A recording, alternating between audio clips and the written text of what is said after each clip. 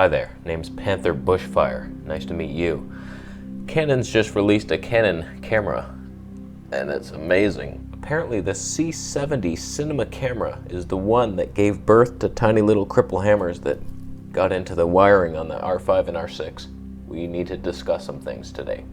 All I want is the perfect camera.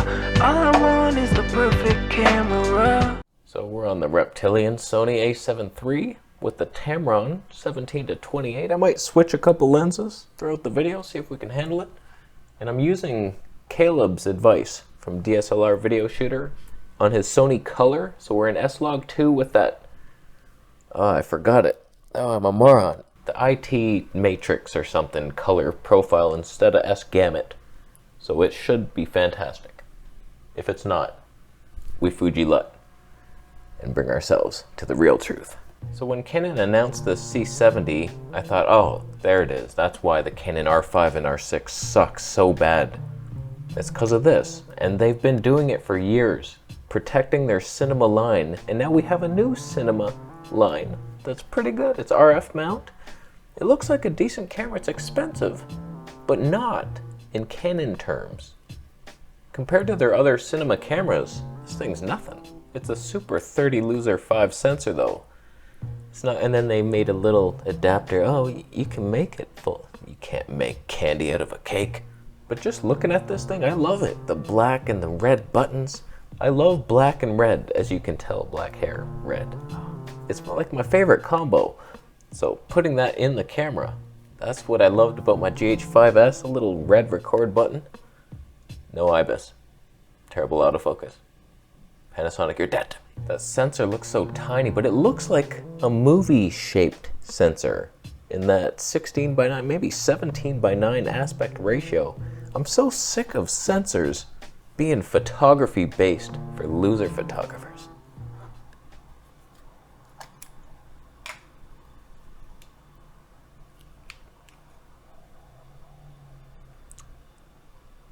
Hey, alligator.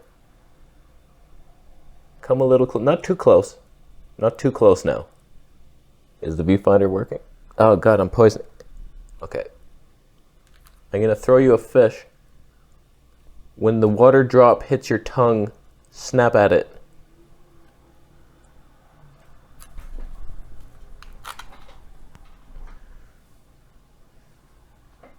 You're biting my leg, not the fish. That's bullshit. Stop it. I guess it's time to die now.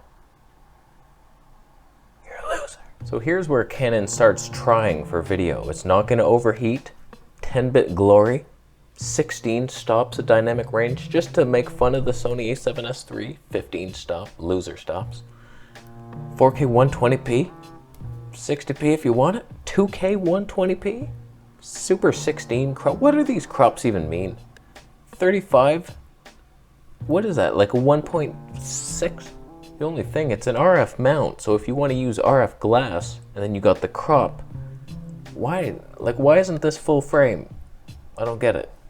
The widest glass is that 15-35. That becomes now like what, a 35-90? And that adapter's $600 to use your shittier lenses. You lose in every situation. So let's talk about this for a second.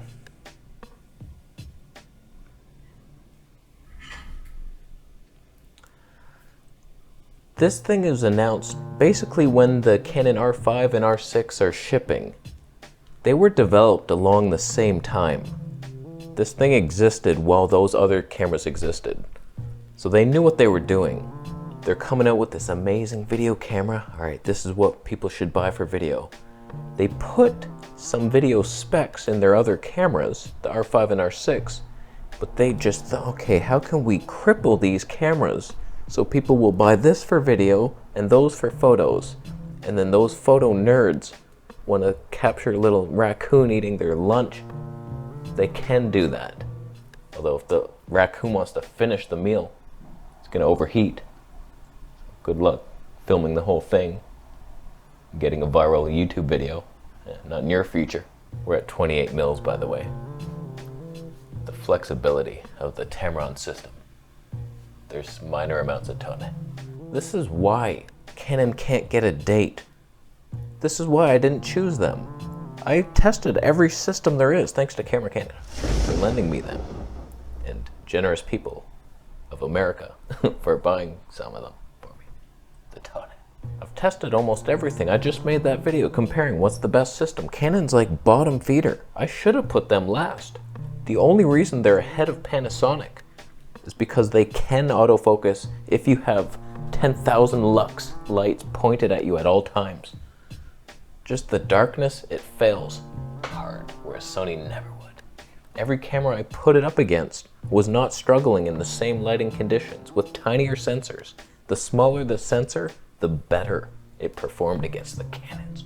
I just don't understand the business model of crippling your cameras to sell a better one. It's like if I was selling flights across the ocean, I have 2 tickets available. One's in a nice plane that works. It'll get you there. The other plane, it's a lot cheaper. It often runs out of fuel. There is a leak. You will hit that ocean hard. We got boats though. You can paddle your way. You'll make it. There are sharks. Your odds aren't good, but you save $16. I take that risk. If I'm you, I take that deal.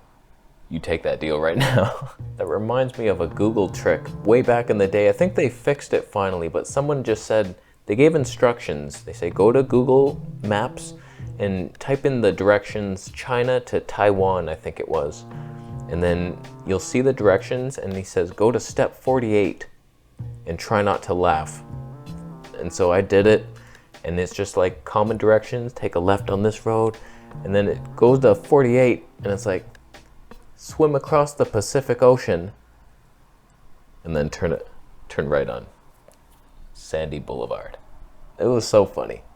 So good. They fixed it though, bitches. I didn't change lenses. I changed my mind. I decided I didn't want to live in a Tone-less world. No longer, will we? We don't have to. My God. My God. I better not move though. We're on the Voidy.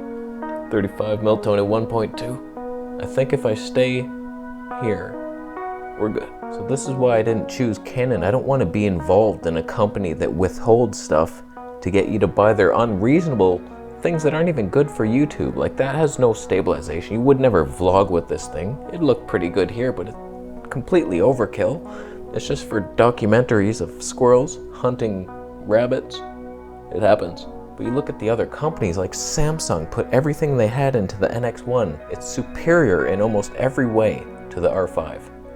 The Fuji X-T4, they give everything they have. They're not crippling anything. I don't think they even have, they do have cinema cam. They make cinema lenses, but still they give everything they got. The Sony, the A7S III is better than the FX9 in a lot of ways. It has more things. You can't even do 4K 120p in the 9. Don't quote me on that. It might be coming in a hardware firmware. Why did I move? But imagine you just bought the R5, 3,900 plus tax. Don't even talk about Canadian dollars. I can't count that high. It's so high. You buy that, and then you see this thing come out, and all your problems are fixed in that thing. If you would have spent a couple grand more, but they waited. They allowed you to buy the R5. They waited a good 30 days so you can't return it.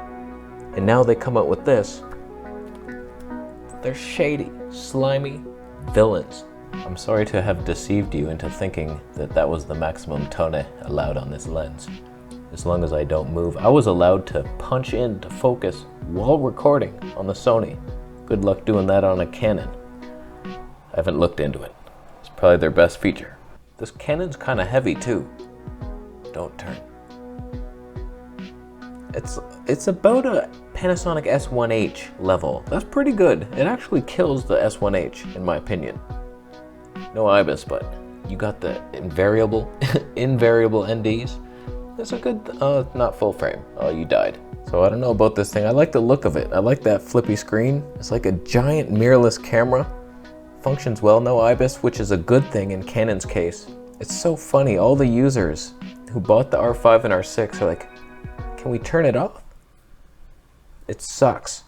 With the wide angle lenses, and you have no other options. you got no like 20 mil that might be okay with it, one day run the Laowa 15 mil Tony 2. That's the only reason we're making the video today. Test all the lenses. I can't. How's the corner sharpness of this lens? Am I still in? Is it sharp? I noticed in that 8K video, I was like, oh, you can crop and pan. But once you got out here and you cropped in, it was just like distorting the face. Am I in still? I can't see it. I doubt I was. Fantastic. I'm not gonna lie to you, this is pretty easy. Even with the mirror hack, I can double tap, I can see pretty good. We should be in focus. The Fuji touchscreen is just unbearable. It never works. Double tap to punch in. You keep doing it, sometimes it thinks you're swiping down, it'll bring the level out. It's so bad. Canon probably has the best touchscreen, that's the only thing they have. In my opinion, Canon's a bad investment. They're always years behind the competition, and when they finally do catch up, the competition has moved on to bigger and greater things. They have decent color science, but looking back, it's not that great. We'll see how this looked today. I'm a little nervous, but this is the old color science. I bet it still looks okay. I did a little standard test. It looked fine. It looked good. Sony colors for the win. Fuji colors for the real win. So final thoughts. If you were foolish enough to buy into the Canon system, see if you can trade your camera for genetically modified corn, and then the stomach ulcers should land you in a trip to the hospital where you can steal a better camera from the patient next to you who's dying of cancer. Just do the right thing. We're on the Tamron 180 mils. There's no light source. It's a dim light. This can't look good. There it is. So Canon, you suck. You suck hard. And that could be good if you were a hooker, but you're not. Oh, why do I demonetize my own videos? I'm the one in control. I didn't have to do it. Oh, I touched the lav mic. Why don't I ever do things the right way? Still, thanks for buying a Camera Conspiracies t-shirt. Is the C70 the greatest camera ever made? Is this lighting source so phenomenal that you wish you had it? Affiliate links down below. It's the pocket bright thing. Oh God, oh God, just leave. I'll go. Subscribe for more videos. I'll say that.